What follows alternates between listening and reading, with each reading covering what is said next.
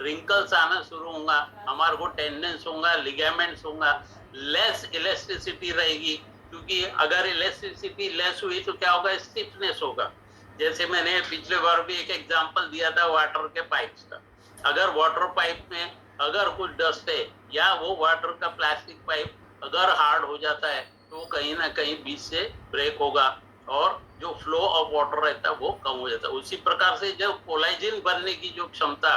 इन सारे चीजों से, जैसे स्मोकिंग वगैरह भी इसमें एक इफेक्ट करता है, उससे हमारा कोलाइजिन बनने की प्रक्रिया कम हुएगी तो ये सारी चीजें स्टिफ हो गए और हमको नुकसान पहुंचाएंगे। क्या डैमेज कर रहा है वो मैंने बताया यहाँ पर। स्मोकिंग जो हमारे कोलाइजिन बनने प्रोडक्शन में बाधक होता है, तो अगर आप स्मोकिंग करते हैं तो दोस्तों ये आप उसको बंद कर दीजिए। और उसी प्रकार से क्या होता है, जब वो जैसे कोई घाव हुआ तो घाव होने के जो रुकना चाहिए ब्लड फ्लो वो भी नहीं रुक पाएगा, उसमें हीलिंग कैपेसिटी बहुत कम होगी। पर जनरली आप देखते हैं कि जो शुगर पेशेंट है, टाइप 2 डायबिटीज वाले, उनको अगर कोई घाव होता है तो क्या होता है, वो घाव भरने के लिए काफी समय लगता है, क्योंकि उसमें उनका दूसरा एक और वजह होती है कि जो कोलेजन रहता है उसमें उसकी मात्रा घट जाती है। टोबैको जैसे रहे स्मोक जो है वो हमारे कोलेजन की इलास्टिसिटी को डैमेज करता है या कम करता है। निकोटीन जो वर्ड आता है दोस्तों, निकोटीन जो हमारे नैरो ब्लड वेसल्स जो रहते हैं उसके आउटर लेयर, जो हमारे स्किन के आउटर लेयर की स्किन में रहती है, उसको उसकी इलास्टिसिटी को खत्म करता है।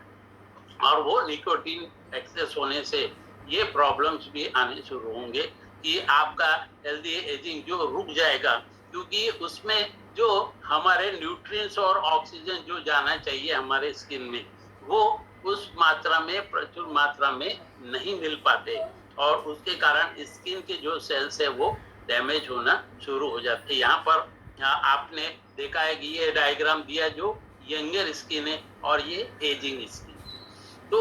इसमें क्यों फर्क आ रहा है दोस्तों, क्योंकि इसमें जो इलास्टिसिटी है वो कम होते चले जा रही है। दूसरा और एक जो प्रॉब्लम आता है वो ऑटो इम्यून डिसऑर्डर का।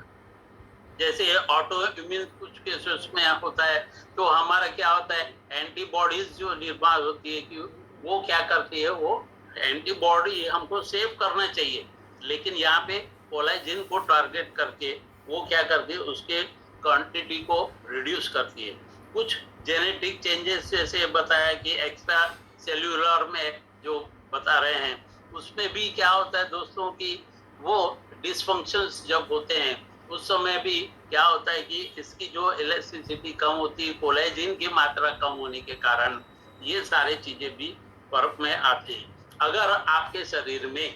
फ्री रेडिकल्स का ज्यादा फ्लो हो गया